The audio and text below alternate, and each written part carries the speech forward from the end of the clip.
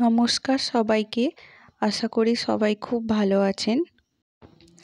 আজ আমি আপনাদেরকে নিয়ে যাব আমার বাড়ি থেকে মাত্র 1 ঘন্টা দূরে একটি ত্রিদেব ধামে।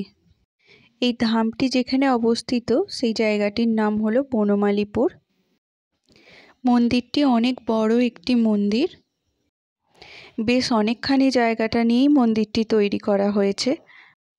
মন্দিরটিতে বিকেল হলেই প্রচুর মানুষ দূর দূরান্ত থেকে বা আশপাশের লোক এখানে আসেন ঘুরতে। মন্দিরের প্রবেশপথটি তো আপনারা দেখলেন, এবার দেখুন ভেতর দিকটি। মন্দিরে ঢুকে মেন দরজার সামনে এরকম দুটি বড় বড় গম্বুজ অবস্থিত। দেখুন মন্দিরের আশপাশটি কত সুন্দর এবং অনেকটা বড় জায়গা নিয়ে মন্দিরটি তৈরি করা হয়েছে। এবার চলুন আমরা মন্দির ভেতরটিতে প্রবেশ করি। বেশ অনেকগুলি সিঁড়ি অতিক্রম করেই মেন যে মন্দিরটি আছে সেইখানে ঢোকার পথ।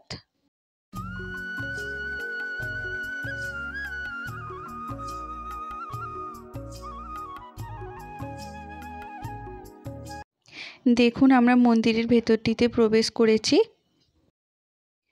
এই মন্দিরটি হয়তো এখনো পুরোপুরি তৈরি হয়নি, কারণ এর ওপরটিতে এখনো ফাঁকা। হয়তো মন্দিরটি পুরোপুরি তৈরি হওয়ার পর এর ওপরের ওই অংশটিতে অনেক কিছু কারুকার্য হবে।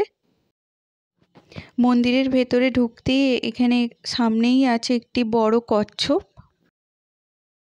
কচ্ছপটি হয়তো ফোনের ক্যামেরাতে ছোট লাগছে, কিন্তু কচ্ছপটি অনেক বড় ছিল। এই মূর্তিটি হলো এখানে ত্রিদেব মূর্তি। এবার চলুন বাইরের দিকটাতে আসি। মন্দিরের চত্বরটি অনেক বড় এবং দেখুন এখানে কত বড় একটি মন্দিরের চূড়া রয়েছে।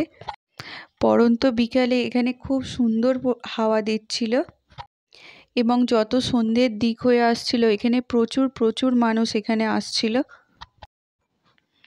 আশপাশটা কিছুক্ষণ ঘুরে তারপরেই দেখলাম ওখানে সন্ধ্যা আরতি শুরু হয়ে গেছে।